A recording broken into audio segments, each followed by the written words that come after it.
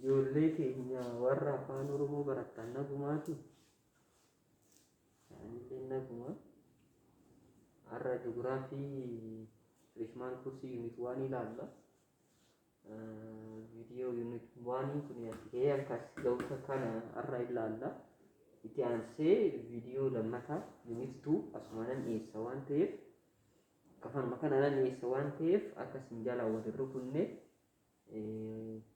waan godhaay akka waliin jala rukunne kan biraa immoo afaan Amaariffaa fi afaan Oromootiin ani barsiisaa jira waan ta'eef akka illee wal jala isin rukunne kafana walumaan barbaadiin kafana faa giddaraa kan jira walumaan barbaadiin akka waliin jala rukunne jedhetanii warra afaan Amaariffaa yoo afaan Amaariffaa isin jala dhufe waan gar jala afaan Oromoo barreesseera kan afaan Oromoo fi kan afaan Amaariffaa adda baafadhaa fi kan barbaadan kan fedha keessan ta'e ilaallachuu dhaggeeffachuu barachuu dandeessu jechuudha. Egaa tole gamma gara barnoota keenya adeemnu ji'oogiraafii unit 1 jala maaltu jira definition scope and theme of geography jedhutu jira jechuudha. Egaa kana jalatti 1.1 kana jalatti maal ilaalla definition ilaalla scope ilaalla and theme of geography jedhu kana waliin ilaallaa jechuudha. Definition kana jalatti maal jechuudha definition kana jalatti kan laallu what is geography geography maalidha kan jedhu deebii definition itti kennaa jechuudha. What is geography yookaan immoo geography maalidha gaafii jedhu deebii gaafa itti laatu maal jedha geography is the scientific study of the earth that describe and analyzes spatial and temporal variation of physical, biological and human phenomena and dynamics over the surface of the earth. Kana jechuun maal jechuu barbaadeeti? Ji'oogiraafiin saayinsii waa'ee lafaa kan qo'atu ta'ee gadi fageenya bittinneessee fi haala bal'inaan fi yeroo murtaawaadhaan yeroo temporaal yeroo murtaawaadhaan kan maal godhura kan qo'atudha. Maaliif yeroo murtaawaa godhee because of variation of physical, biological and human phenomena or bifti lafaa fakkeenyaaf temporaal kan jedhe maalirraa seetanii yeroo murtaawaadhaaf fakkeenyaaf gabaabumatti ji'oogiraafiin waa'ee lafaa gaafa qo'atu temporaalidha. Asitti permanent yeroo akkasiin shawwanne tole permanent yeroo bakka kanatti akkasiin shawwanne temporaalii ta'uu qaba. Maaliif seetanii temporaalii jechuun yeroo murtaawaadhaaf fakkeenyaaf waggaa tokkoof ta'uu danda'a yookaan waggaa lamaaf.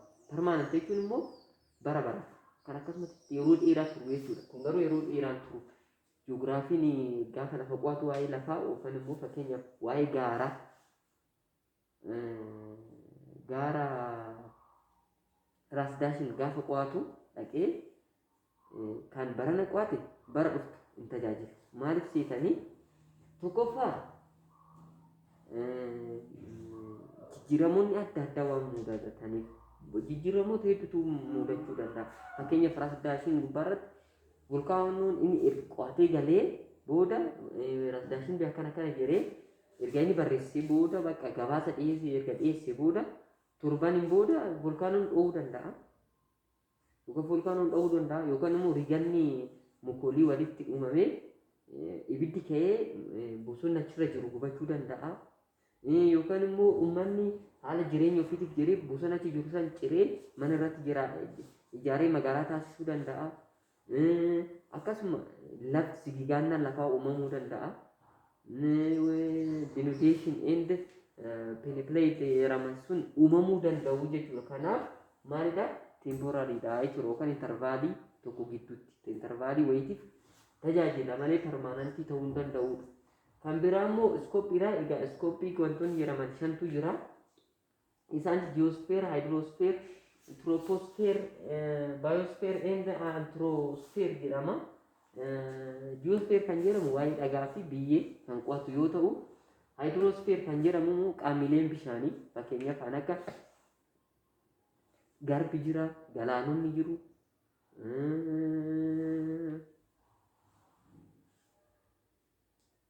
Garbi jira, galaanni jira, lagni jira, Kan Ingiliffaan maal jedha? Oceaniin jira, siin jira, leek jira, river jira, drainage. Qaamoleen bishaan hedduutu jira miti. Warreen sana kan qo'atu inni jedhama atmosfeer jedhama. Kan biraa immoo troposfeer jedhama. Troposfeer immoo kan qo'atu layer of atmosphere. Atmosfeer gargaraa argaa san kan qo'atu inni jedhama troposfeer jedhama. Inni kan biraa immoo biosfeer. Biosfeer immoo lubbuu qabeeyyii dachee kanarra jiru. Lubbuu qabeeyyii lafarra jiran kana kan qo'atudha. Anthroposphere kan jedhamu immoo culture of landscape kan qo'atudha. Iskooppii haala kanaan erga laallee booda team of geography laalla jechuudha. Team of geography yoo laallu isaanis shanidha. Inni dura locationidha, placeidha. Sadaffaan immoo human environment interactionidha. Afraffaan immoo movementidha. Shanaffaan immoo regionalidha yookaan immoo regionidha. Tokkoon isaa gadi fageenyaan laalla locationii kana garjalaa kanatti ilaaluu keenya waan hin oolleef location jechuun absolute fi relative bakka lamatti adda qoonnaa garjalaa kanatti ilaalla. Place kan jedhamu immoo maalidha siitanii bakka fakkeenya place jechuun bakka namni wayii gaafa isinii bilbilu bakkam jirta bakka kanaatan jira bakka magaalaa kanaatan jira bakka kana jettee bakka ati ibsitu san yookaan immoo argama waa tokko yoo ibsitu maalidha bakka ibsitee kan dubbattu san jechuudha. Fakkeenya bakki kuni bakka sadiitti qoodama. Toponiyem jedhama. Saayit kan jedhamu jira. Situation kan jedhamu jira jechuudha. Toponiyem jechuun fakkeenyaaf gaafa namni wayii bakka wayiitti gaafa si bilbilee eessa jirta? Wallaggan jira. Eessa jirta? Najjoon jira. Eessa jirta? Hamboon jira. Magaalaa maqaa dhuftee argama kee kan argama keessan maqaa dhuftee kan ibsitu jechuudha. Yookaan immoo maqaan biyya tokko yookaan immoo maqaan bakka sanii maal jedhama maqaadhaan ibsitu bakka itti jirtu san yookaan immoo bakki suni maqaadhaan waamamu maal jedhama toponiyem jedhama jechuudha. Inni gaafa biraa immoo saayitiidha. Saayit jechuun immoo maalidha seetanii fiicharii naannoo sanii yookaan immoo haala teessuma lafa sanii ta'uu danda'a. Lafti haala ishiin ittiin beekamu lafti san ta'uu teessoo ishii haala teessuma ishii ta'uu danda'a. Fakkeenyaaf eessa jirta gaafa isin jiran akkatti bakkee gaara maqaa ibsuu dandeecha.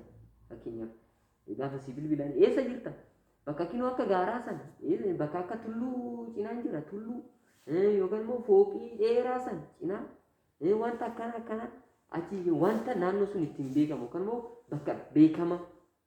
Fakkeenyaaf bakka itti beekamu jechuudha. Naannoo keessanitti fooqiin abbaa araddaa hin beekama taanaan gaafa si bilbilan eessa jirta jedhanii gaafa si bilbilan magaalaan Najjoon jira jechuudha. Eessa jira jettaani namichi sun magaalaan Najjoo san kan jiraatu ta'ee fooqii abbaa araddaa cinaan jira jettaan jechuudha.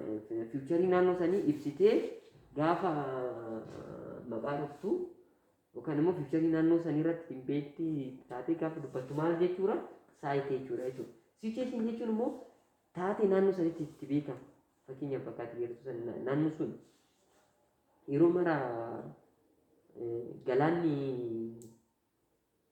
hin seena taanani fakkeenyaaf bakka yeroo mara galaanni nama itti fudhata. Dhaabbattee namni osoo bilbilee eessa jirta gaafa bakka kinoo galaanni akkana san jettu yookaan immoo bakka yeroo mara ibiddi ka'u fakkeenyaaf bakka yeroo mara ibiddi ka'u dhaabbattee namni osoo bilbilee jeertu bakka akkatti ibiddi ka'u sana akkana yookaan immoo bakka irra deddeebiidhaan volkaanoon dhoowwoo jiraatte maal bakka volkaanoon kana jechuun maal jechuudha sicheessin taatee naannoo san irratti beenti taatee naannoo bakka jirtu san irratti gaaf taate san sabeeffatu kuma maqaa dhuftee akkan jettu maal jechuudha sicheessinii dubbachaa jirtaa jechuudha. Egaa pileesii haala sadiin ilaalle irraa toponiyem maqaa magaalaa yookaan immoo bakkaa bakkichaa yoo ta'u saayit jechuun immoo haala teessuma yoo ta'u situation jechuun immoo taatee yeroo bakka sanitti yeroo deddeebiin mul'atu yookaan immoo taatee bakkee sun ittiin beekamu jechuudha. Kan biraa immoo human environment interaction jedhama. Human environment interaction kun bakka sadiitti qoodama. Dependency, adaptation and modification jedhama. Dependency jechuun dhalli namaa dhalli namaa namni tokko tokko addunyaa tana hin argu jedhee batalee amantoonni ortodoksii environmentii gara environmentii biraa deemu. Fakkeenyaaf amantoonni ortodoksii roomaadha kanan beeku. Maatiin kiyyaas ortodoksii waan ta'aniif maal godhu magaalaan waan isaaniitti dhiyaate magaalaan fakkeenyaaf warroonni gara dullumaatti achi dhiyaa muluksee warroonni akka muluksee maal jedhamu kuni maal godhu addunyaa magaalaan gaafa isaaniitti dhiyaate magaalaa jibbiniirra jiranii bakka magaalaarra jibbanii gara icha dhaqu gara baadiyyaa keessa seenu gara baadiyyaa keessa dhaqanii maal jedhu maal kana dubbadhe sorry fakkeenya biraa kan dubbadha dipendensii jechuun maal jechuudha siitanii namni environmentii malee hin jiraatu. Namni environmentii isaa malee environmentii isaa jechuun fakkeenyaaf amma fi waan feeti ta'eeti akka barbaadde ta'e environmentii keetiin ala hin jiraatu.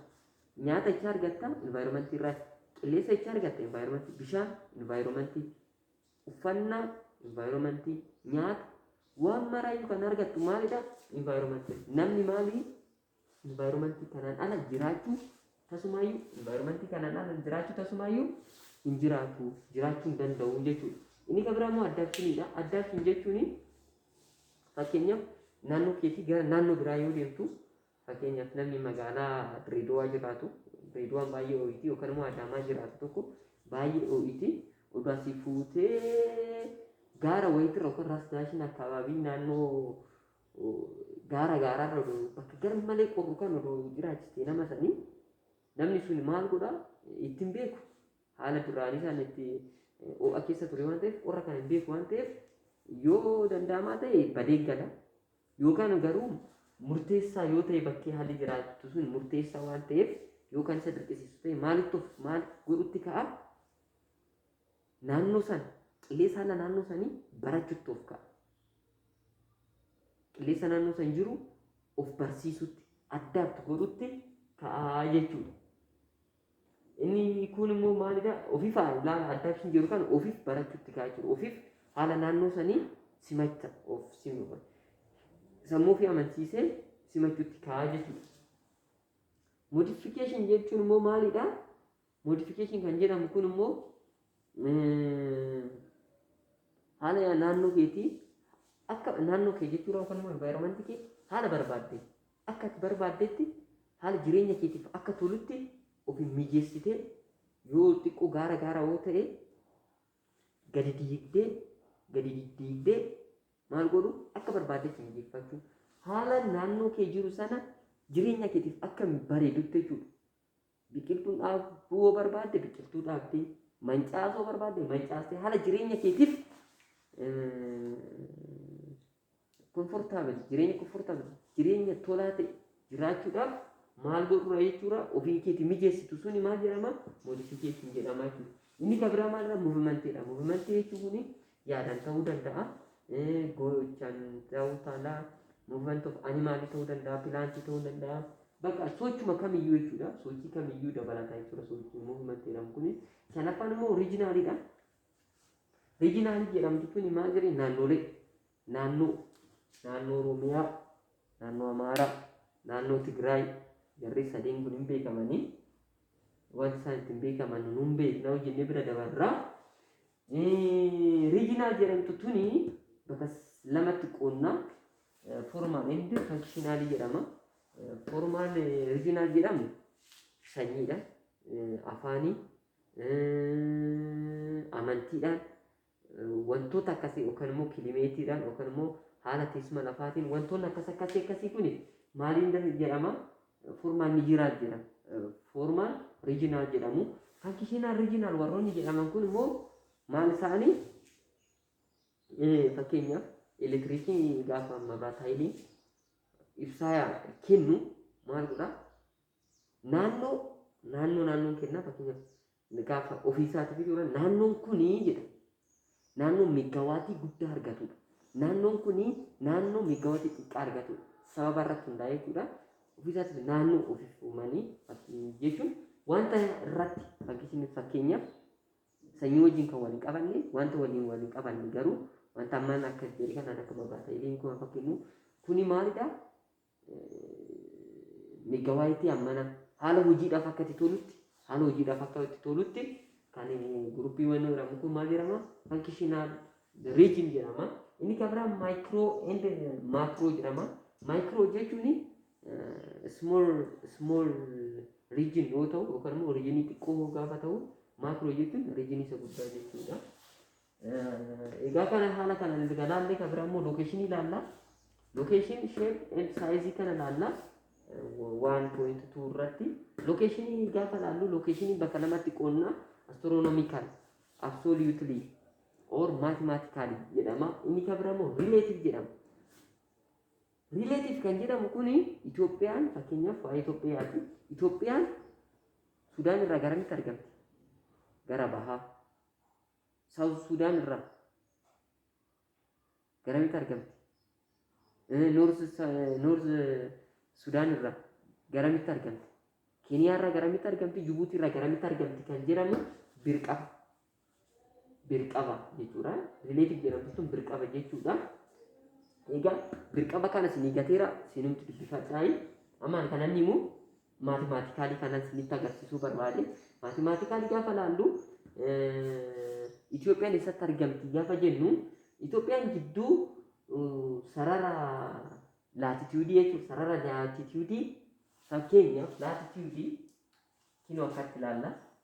Laatituudii kun maalidha? Laatituudiidha. Latitude yoo ta'u asii ka'ee akkatti deemu kun immoo longitudeidha. Longitudinalidha jechuudha. Amma asitti maal nuun jedhee Itoophiyaan teenya achatti argamti latitude digirii 3 irraa eegalee digirii 3 osoo ta'ee laala latitude north jechuudha. North kun immoo maalidha? East kun immoo west kun immoo south jechuudha. Laala egaa digirii 3 irraa eegalee amma echa deemti amma 15 digirii gara noortii jechuudha. Gara noortii in deemti jechuudha. Gara biraatiin immoo longitudinalitti immoo digirii 33 east irraa hanga maalitti digirii 48 gara maali? Gara east jechuudha. Eastiin teenya gaafa tana bakkeen tuni 33 jenne akka goofanii digirii 33 irraa ka'ee hanga as ka'u kun meeqa? Digirii 48 jennu. Digirii 48 jennu amma gaa akkam goona asii tana akkatti walitti finna laala. Asii akkatti walitti finna kanas immoo akkatti walitti finna asii akkatti walitti finna. Kana akkatti walitti finna kana akkatti walitti finna. Daawwadhaa gaa. Amma Itoophiyaan teenya eessa jirti jechuudha. Itoophiyaan teenya eessa jirti jechuudha.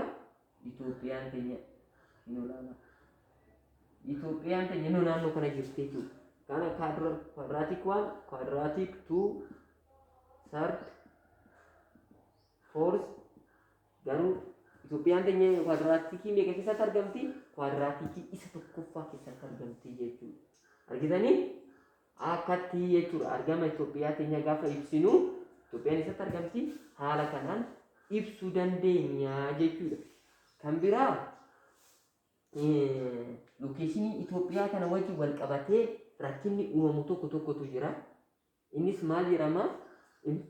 Implication of locationidha. By the way, barreeffamni keessatti xixiqqishaachuu danda'a. Gaafa xixiqqishaate zoomii godhaati ilaalaa. Implication of location ilaalla. Location Itoophiyaa kana gara astronomiikaanis ta'e relativiidhaanis ta'e dhiibbaa biyyattiirra gahu waliin ilaallaa jechuudha. Itoophiyaan akka amma kaasnee fakkii kaasnee kana irratti hundoofne Itoophiyaan eessatti argamti? Gidduu Ikwaatorii fi Kaansarii irratti argamti jechuudha. Kaansarii fi Ikwaatorii gidduu immoo haala qilleensaa maaltu jira? Haala qilleensaa tropical climate jira jechuudha. Kanaaf Itoophiyaan maal qabaachuudhaaf sababa ta'eera jechuudha. Climate of tropical climate akka qabaattu ishii taasiseera jechuudha. Inni kan biraa immoo maalidha seetanii? Argama birqabaatiin amma immoo sababa argama birqabaa kana ilaallu immoo Itoophiyaan ooshinii Indian Ocean, Atlantic Ocean itti dhiyaatee jirtu waan ta'eef kabiraalleen Afrikaa keessatti waan argamtuuf Eeshiyaa naannoo Eeshiyaa qilleensonni laand Eeshiyaa irraa qilleensonni Indiyaa Ocean irraa as bubbisan maal godhu climate of Ethiopia yookaan immoo haala qilleensa Itoophiyaa irratti maal godhu dhiibbaa taasisuu jechuudha.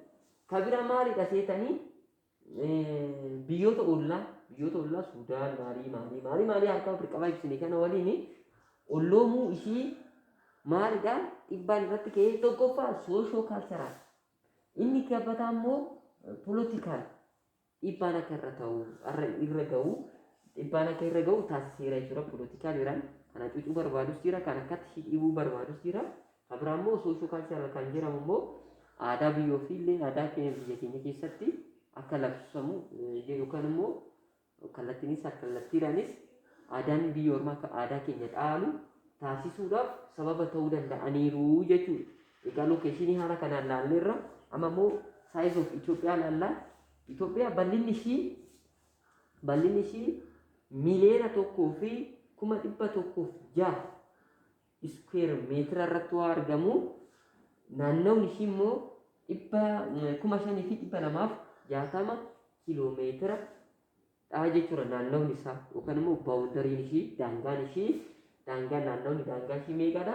5,260 kiiloomeetira yoo ta'u kan naannoon bal'inni ishii immoo miliyoona 1,106 kiiloomeetira iskuweer eeriyaa irratti argamti jechuudha. Egaa kana wajjin wal qabatee waan bal'ina ishii kana wajjin wal qabatee yookaan saayizii ishii kana wajjin wal qabatee Itoophiyaan Afrikaa irraa meeqaffaa irratti argamti? 8ffaa irratti argamti. Addunyaa irraa immoo 25ffaa irratti argamti jechuudha. Kan biraa immoo maalidha? Bal'ina kana wajjin saayizii kana wajjin wal qabatee Itoophiyaa irraa wantoonni adda addaa ga'uu danda'a. Fakkeenyaaf advaanteejii fi disadvaanteejii faayidaa fi miidhaa qabaachuu danda'a. Faayidaa keessaa inni tokko bal'aa waan ta'eef akka barbaadde investimentii adda addaadhaaf misoomaaf wantoota adda addaaf nu fayyadu. Disadvaanteejiin isaa yookaan immoo miidhaan isaa immoo maalidha? Miilitarii fakkeenyaaf daangaa eegsisuudhaaf baay'ee rakkisaa. Miilitarii akkam goota jechuun miilitarii yookaan immoo daangaa biyyattii kanneen humni raayyaa ittisa biyyaa jira miti kan biyyattii eegu. Inna danda'ee akkatti marsee eegu waan ta'eef akkatti marsee nan eeguu jedhee dhibba baay'ee yookaan immoo humna baay'ee yookaan immoo nama baay'ee gaafata waan ta'eef wantoonni akkanaa kun maalirraa disadvaanteejii jedhamu jechuudha. Isin moojularra kan jiru sana dubbisaa. Kan biraa maalidha? Shape of country. Egaa shape of country kan jennu kana Itoophiyaa ilaalchisee yoo hin taane akka biyyoota addunyaa irratti ilaalla. Biyyoonni addunyaa irra jirtu sheepii akkamii qabanii jennee gaafa ilaallu sheepii shanan tokko qabu. Sheepii compact jedhamu qabu. Fragmented, elongated, perforated and protruded jedhamu maal qabu jechuudha? Sheepii shantu jiru kana qabaatu jechuudha. Fakkeenyaaf compact jechuun maal jechuudha? Compact jechuun naannoo akkanaa kanatti kan dhiyaatu jechuudha. Fakkeenyaaf akka geengowaatti kan dhiyaatu. Itoophiyaa odoo fudhannee Itoophiyaan akkam jirti? Akkana taatee naannoo kana akkana taatee akkatti itti ilaala argitanii. Itoophiyaa galanaanis dhaqii garanaanis sararri kuni garana kanaaf kana maaltu jira? Walirraa fageenya xiqqishuutu jira. Jechuun garaagarummaa fageenya xiqqishuutu jira. Kana jechuun maal jechuudha? Gara geengowaatti dhiyaatti jechuudha Itoophiyaan. Kanaaf kompaaktii jalatti waan ramadamti. Itoophiyaan kana jalatti gara biraatiin kompaaktii jechuun kaartaa biyya tokkoo yookaan immoo haala teessuma biyya tokkoo gara naannoo akkanaatitti kan dhiyaattu naannoo geengootti kan dhiyaattu maal jedhamti? Kompaaktii jedhamti jechuudha. Inni kan biraa immoo maal jedhama? Fragmented jedhama. Fragmented jechuun immoo maal jechuudha? Fragmented jechuun immoo fakkeenyaaf biyyi takka kaartaan ishii akkatti waluma taa'ee jiru akkatti hin citaa kunoo asitti hin citaa ammas asitti hin citaa akkatti hin citaa akkatti hin citti akkatti hin citti. Keessoo biyyoota Awurooppaa keessa wantoonni akkanaa kun bal'inaan mul'atu. Biyyoota Awurooppaa keessa wanta akkanaa kun bal'inaan mul'ata. Biyya akkatti ciccittee argamtu tuni maal jedhamti? Fragmented jedhamti jechuudha. Fragmented jedhamti. Inni kan biraa immoo maalidha? Elongated. Elongated jechuun biyya akkatti gadi qallattee gadi bakka lubbuun keessaa baate jechuudha. Akkatti gadi qallattee asitti lubbuun keessaa baate oduma jettu asitti deebite immoo ammas asitti keessaa baate oduu jettu akkatti gadi itti deebite jechuudha. Biyya akkatti qaqallattu tuni maal jedhamti? Elongated. Elongated jedhamti jechuudha. Egaa wanta akkanaa kun maal jedhama? Elongated jedhama. Inni kan biraa immoo afuraffaarra kan jiru maalidha? Perforated jedhama. Perforated jechuun kun immoo maal jechuudha? Perforated jechuun immoo fakkeenyaaf biyya ormaatiin marfamu. Fakkeenyaaf Lesotho laaltanii South Africaadhaan maal godhamteerti? Marfamtee jirti. Akkatti jechuudha fakkeenyaaf laal biyya ormaatiin akkatti marfamu. Ishiintu biyya of dandeechi. Biyya addunyaan beekte biyya of dandeechira. Garuu biyya ormaa keessa akkatti biyya kan biraatiin akkatti marfamtee argamti jechuudha. Kunis biyya baa'u ta'e kun immoo biyya A. Akkatti marfamanii argamuun kun maal jedhama? Perforated jedhama. Inni shanaffaarra jiru immoo protruted kan jedhamu kuni kam seetan duratti isinitti meera biyya gar malee qal'oo. Elongated kana jechuudha. Elongated isuma kana dhumatee elongated kana dhumatee tuma protruding kuni elongated kana ta'e gar malee qal'oo.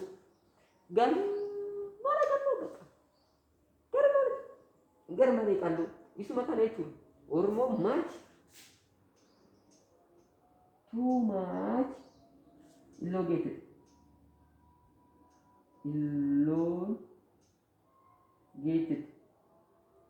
Elongated jechuudha. Isuma kana jechuudha. Isuma kanatu gar malee baay'atee jiru gar malee qal'atee jechuudha. Egaa haala kanaatiin ilaallee jirra shape of country, size of countries ilaalleerra, locations ilaalleerra.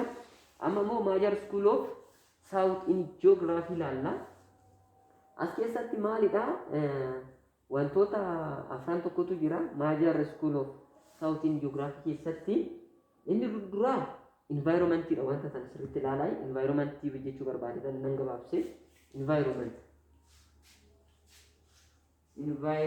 jechuudha. Environment jechuu barbaadetanii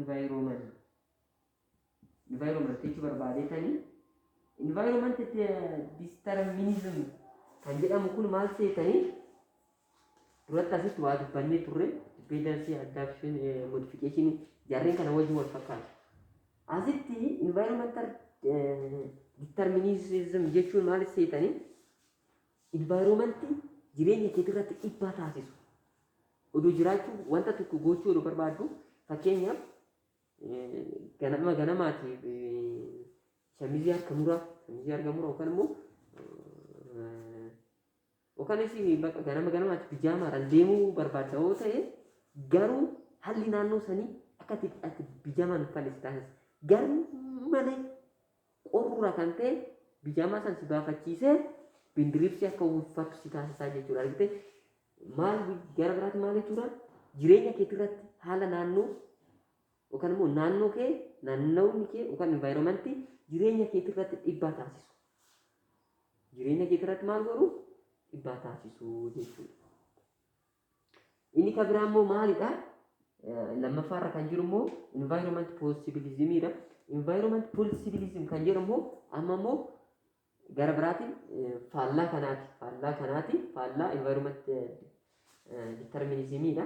Amma immoo situu dhala namaatu immoo dandeettii dhala namaa environmentii irratti dhiibbaa taasisee haala barbaadeen teeknooloojii barbaadeen fayyadamee jireenya ofii yookaan immoo naannoo ofii modernize godhee jireenya ofiitiif haala barbaachisaa ta'e itti fayyadamu jechuudha. Haala jireenya ofiitiif akka tolutti naannoo ofii yookaan immoo environmentii ofii irratti dhiibbaa taasisuu jechuudha. Akka barbaaddetti naannoo kee maal godhu akka jireenya keetiif ta'utti hojjechuu jechuudha. Inni kan biraa immoo quantitative revolution jedhama sadaffaarra kan jiru kuni. Inni kun jechuun immoo maal jechuudha? Statistics teknikii barroottan 19 hanga 50 fi 19 hanga 60 itti fayyadamaa turan statistics teknikaala kana jechuu barbaadeeti. Inni sadaffaarra jiru immoo maalidha? Applied geography immoo jaarraa 20 keessa jechuudha. Jaarraa 20 keessa applicability of geographic knowledge. Geographic knowledge. Beekumsa geograafii yookaan immoo haala itti fayyadama beekumsa geograafii barroottan jaarran 20 keessa warroonni qaamni biizinasii yookaan immoo mootummaa yookaan immoo miti mootummaan itti fayyadamaa turan sana. Isa kana jechuu barbaadeeti private business, government, non-government or non-profit organization jechuudha. Jarreen kuni maalidha? Beekumsa yookaan immoo geographic knowledge itti fayyadamanii jaarran 20 darban keessa kan maal godhanidha? Kan itti fayyadamaa turan sana ibsu barbaadeeti jechuudha. Inni tokko tuqaa sadirra jiru immoo maalidha? Maappiidha. Egaa maap kan jedhu maalidha? Faayidaan isaa maalidha jennee ilaalla. Maap jechuun 2 dimensional laala qormaata irratti akkasiin shawwannee eeggadha. 2 dimensional. Addunyaan tun meeqa? Addunyaan ilaaluudhaan mul'atu kuni 3 dimensionalidha. Addunyaan 3 dimensionalidha. Garuu ijji namaa kan laaluu dandeessu only 2 dimensional. Gara biraatiin fakkii gaafa kaastu, viidiyoo gaafa kaastu, footoo gaafa kaastu in 2 dimensional qofa dandeechee 3 dimensional kaastu jechuudha. Egaa kanaafuu kanarraa kan ka'e kaartaan keenya maalidha? 2 dimensional 3 dimensional ta'uu hin danda'u. 2 dimensional scale representation of part or whole of the air surface in the bird view on the paper, the wooden and so on. Kana jechuun maal jechuudha seetanii? Scale representation of part or whole guutummaa dachee biyya lafaa tana kaasuu dandeecha yookaan immoo gartokkee ishiillee kaasuu dandeessa. Garuu scaled representation jedhamtu tuni keechaa hafuu qabdu. Tana keechaa hafee waan biraa as buutee qormaata irra gaafa si fide akkas shawwanne barsiisan. Barsiisan tokko garmalee shawwala. Garmalee nama shawwatu. Fakkeenyaaf ani argeera. Ishii tana 3 dimension jedhee kan barreessee jiru. Qormaata irratti jechuudha. Nuni illee hin qoramne biseen ture. 3 dimension jedhee qormaata irratti fidee jira. True false jechuudha. Garuu maalidha? 2 dimensionalidha jechuudha. 2 dimensionalidha. Gara biraatiin maalidha? Bird viewdha. Bird view jechuun maal jechuudha? Allaattiin asii gadee akkatti gadi ilaalti miti. Kaartaan lafaa yoo kaasnu akkamitti kaasna? Akkatti gadee jechuudha. Akkatti gadee kaasnaa jechuudha. Ilaalcha gadee isa kaasna jechuudha. There are a lot of important about or benefit about map. Faayidaalee hedduutu jiru waa'ee maappii yookaan immoo waa'ee kaartaa jechuudha. Faayidaalee hedduutu jira. Fakkeenyaaf namni xiyyaara oofu maalirra warraaqa? Maappiirra warraaqa. Kan militarii yookaan immoo raayyaan ittisa biyyaa gaafa dhaqee lola banu iddoo lolaatti iddoo waraanaatti maalirra socho'u? Kaartaarra socho'u. Kaapteeniin yookaan immoo warroonni doonii gurguddaa kan oofan addunyaa kana adda kukkutanii deeman kuni galaanarra isaan sun maaliif fayyadamu? Kaartaaraan warraaqu. Faayidaan kaartaa maalidha jechuudha? Kanneen kanaaf isaa olidha. Dubbisuu dandeessanii kan wantoota akkasii. Inni kan biraa immoo maalidha? Element of maappiidha. Elementoonni maappii isaan hedduudha isaanii taayitil jedhamu. Yeroo taayitil jechuun mata duree jechuudha. Fakkeenyaaf kaartaa tokko irra kaastee bu'uudha mata dureetti kennita. Mata dureen ati kennitu maalidha? Kaartaa lafaa ta'uu danda'a, kan mana keetii kaartaa manaa ta'uu danda'a, kaartaa magaalaa tokko ta'uu danda'a, kaartaa baadiyyaa ta'uu danda'a. Kaartaa akkas jettee maqaa itti laattee kaartichaatti yookaan mata duree kaartichaa jechuudha. Leejand jedhama. Kan biraayyuu kan lammatarra jiru immoo leejand yookaan immoo kee jedhama.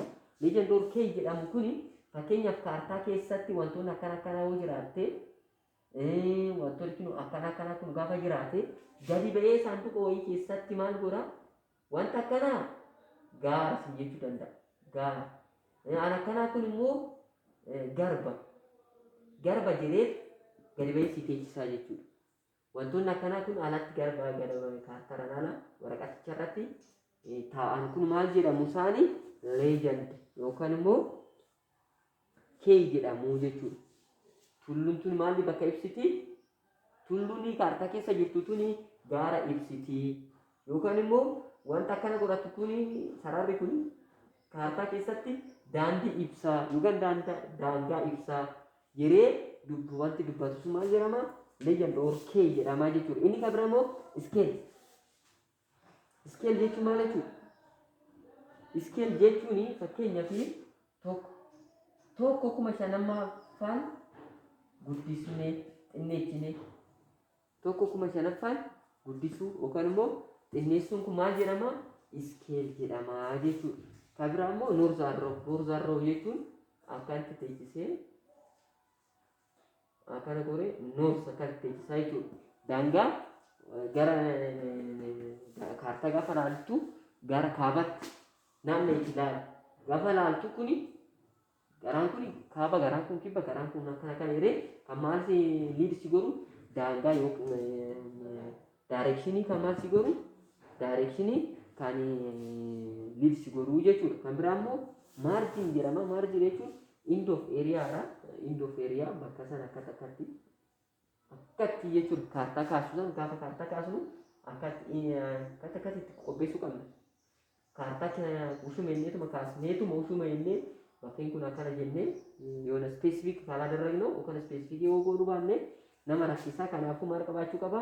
Maarjiin qabaachuu qabaadha. Kan biraa immoo date of publication. Date of publication is must necessary in barbaachisa. Maal seetanii date of publication kun maaliif barbaachisa seetanii fakkeenyaaf asitti isinitti himeera. Inni bakka kanatti temporary yeroo mara ji'oogiraafiin gaafa waa'ee lafaa qo'atu temporary intervaalii gidduu guyyoota manaa hanga hagana yookaan immoo ji'oota manaa hanga mana waggoota manaa hanga manaa itti tajaajila jedhamee teechisamuu qaba. Dirqama maaliif? Temporaalii waan ta'eef dinaamikii waan ta'eef wantoonni waan jijjiiramaniif expired illee ta'uu danda'a waan ta'eef dirqama maal godhuu maal nu barbaachisa jechuudha. Date of publication is necessary nu barbaachisa jechuudha. Kan biraa immoo maalidha? Basic principle of map reading. Basic principle of map reading kira isaan sadiira. Tokkoffaan maalidha? Translate map symbol into landscape image. Maal jechuu barbaadeeti tokkoffaa irratti? Translate map symbol into landscape image. Kan jechuun duratti isinitti himeera asitti kee of leenjatti isinitti himeera. Gaara kana jechuudha. Gaafa namni tokko kaartaa dubbisu wanti kun kana gaara wannoo keessa jirti taanaan yookaan immoo akkatti ta'ee akkana ta'ee sitti akkana ba'ee